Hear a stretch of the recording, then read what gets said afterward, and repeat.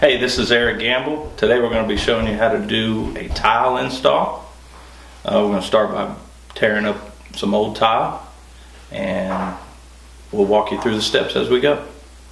So with this particular tile, we're actually going to use a sledgehammer first, 3-pound sledgehammer, to buzz the tile, loosen it up, and we'll come back behind with the jackhammer and clean up the rest.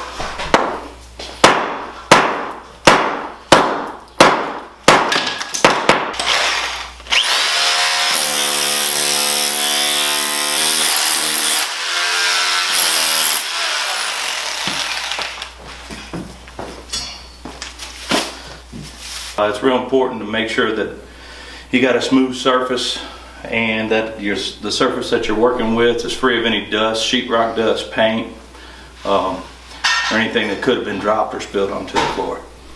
So the thin set that we're gonna mix up thin set, and the thin set that I use in this particular case is an Inflex. It's got polymers in it that allow it to adhere to most substrates, concrete, wood, whatever.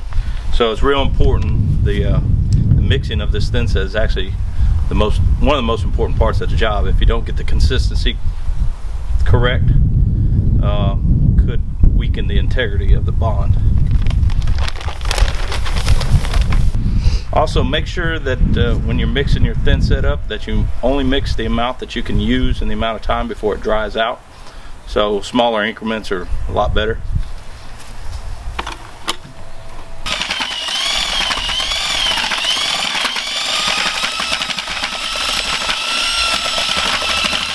Consistency is real important. In this case, we got it a little bit too wet, but we're going to add a little more thin set to it to thicken it up.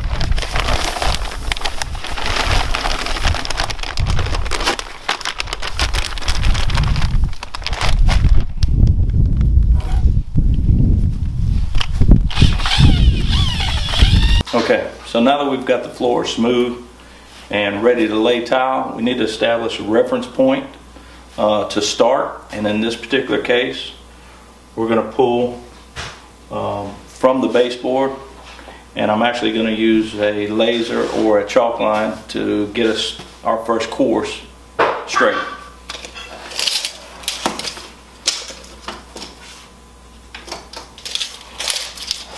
So I'm using 17-inch tiles, and I'm actually from the baseboard going to pull 17 1/4, and I will use a laser. I'll use a laser to get it straight because we can't necessarily trust that the baseboard is straight.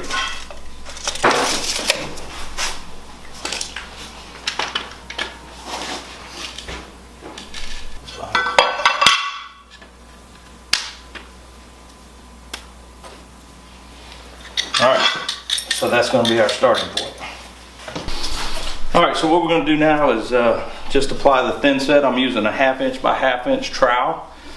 Generally speaking, the larger the tile, you start getting a little larger in your trowel size. We're just going to set enough on here to work a couple tiles at a time.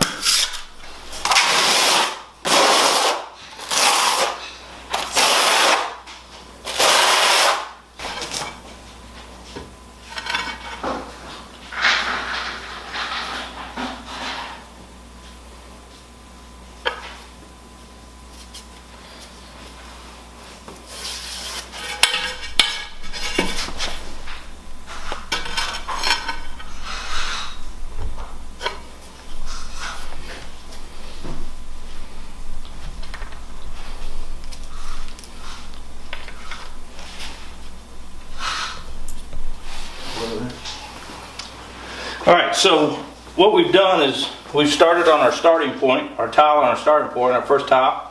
We've got 3/16 inch spacers, and we've stopped it on our chalk line, which was our starting point.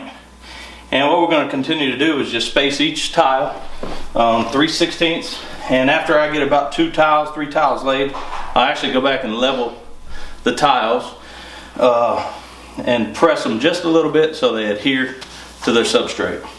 So once we've set a couple tiles, we generally go back, use some sort of flat piece of wood, actually place it on here so and I have the tile or a lot of times you can actually just tap the individual tile.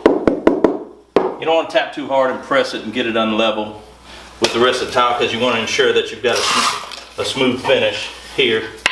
So now that we've laid the tile, you want to wait about 24 hours to let the thin set cure before we start the grout. The grout that I use is Hoods carries this grout. It's a C-Cure brand. It's a 2-part mix. So you don't add any water, you don't use any water. This is actually it's the liquid and the colorant. So it actually dyes the grout. The reason I use this particular brand is you are ensuring that you get a true color throughout the whole project. So if you've got to start and stop and one day and the next day come back and continue, you're ensuring that the grout lines, when they meet back up again and you start your project back up again, this particular grout brand, you don't notice any color change from the time you started until the time you stopped. So all you do is mix this gallon with this 15 pounds of, it's a sand, Portland cement sand base, and you mix those together. You're going to use a rubber float, and you're actually just going to float in your grout into your lines. Give that about 15 minutes to haze over, 15 to 30 minutes to start hazing over. You take a damp sponge, not too wet, you wipe it off, and the trick is to keep using a clean sponge. Every couple square feet you want to use a clean sponge. So you're going to use there's a lot of cleanup involved with the grout. If you have any more questions, you can contact Hoods Home Centers, or you can visit us at hoodsHomeCenters.com.